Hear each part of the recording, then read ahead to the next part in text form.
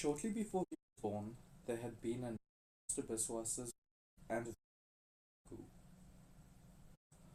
Bipti had taken him and walked all the son to the village where her mother there the old story uh,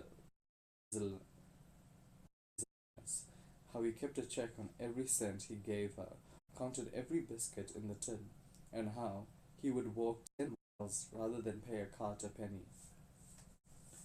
Bipti's father, futile with asthma, propped himself up on his string bed and said, as he always did on unhappy occasions, "Fate, there is nothing we can do about it." No one paid him any attention. Fate had brought him from India to the sugar estate, aged him quickly, and left him to die in a crumbling mud hut in the swamplands. Yet he spoke of fate often and affectionately, as though, merely by surviving, he had been particularly favoured. While the old man talked on, Basundai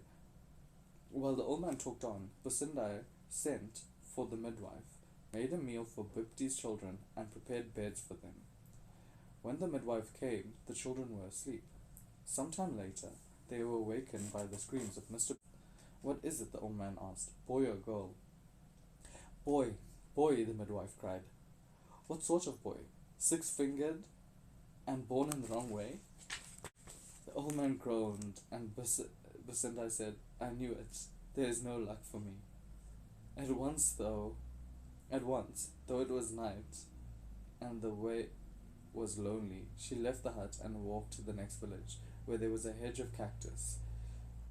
She brought back leaves of the cactus, cut them into strips, and hung a strip over every door, every window, every aperture through which an evil spirit might enter the hut.